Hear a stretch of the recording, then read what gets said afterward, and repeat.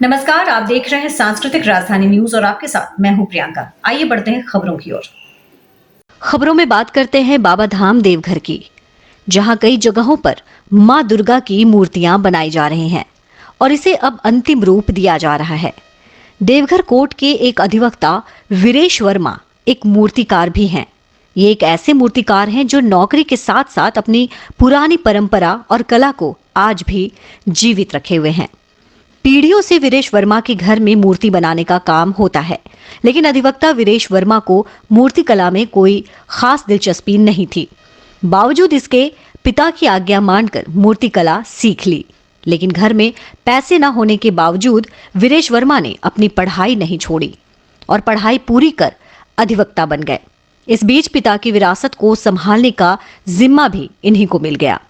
अब उनके घर में कोई भी मूर्ति नहीं बनता, लेकिन वीरेश वर्मा अपने पिता की विरासत को अपने जीवित रहने तक जिंदा रखना चाहते हैं। देवघर के तमाम बड़े पूजा पंडाल में वीरेश वर्मा मूर्तियां बना चुके हैं और इस बार भी एक खास पूजा पंडाल के लिए मूर्ति बना रहे हैं। मूर्तिकार कहते हैं कि अब मिट्टी महंगी हो गई है, दूसरी तरफ पूजा पंडाल वाले अब स्प्रे मशीन से कलर किए हुए मूर्ति ही पसंद करते हैं, जो सुविधा इनके पास उपलब्ध नहीं है। यही कारण है कि अब सिर्फ वीरेश वर्मा अपने पिता की विरासत को संभालने में लगे हुए हैं। आमदनी बहुत कम होती है। पिताजी के साथ मैं तो लगभग 10 वर्ष से ही काम करना शुरू कर दिया हूँ।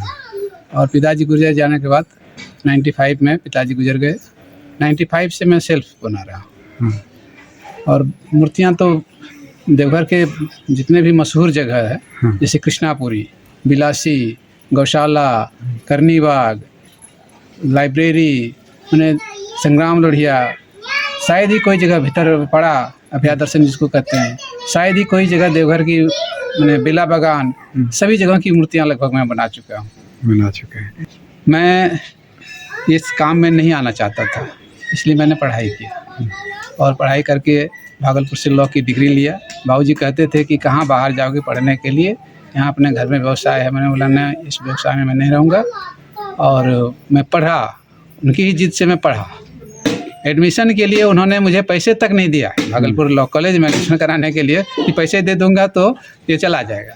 लेकिन मैं अपने स्वतः पैसे जुगाड़ करके एडमिशन कराया। मेरा एक साथी था प्रफुल्ल सिंह, उन्होंने ले जाके एडमिशन करवा दिया था। वहीं से मैं लॉ किया हूँ। उसके बाद 94 में वो गुजर गए। 95 से मैं वकालती पेशा में आ गया हूँ।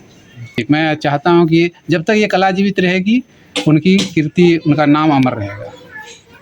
एक मूर्ति बनाने में, बड़ी मूर्तियाँ बनाने में कम से कम तो 10 दिन चाहिए। खर्चीला तो हो गया है। अभी साजो समाज का अलग अलग मैंने तरीके का साज सज्जा आता है, लोगों की पसंद अलग हो गई है।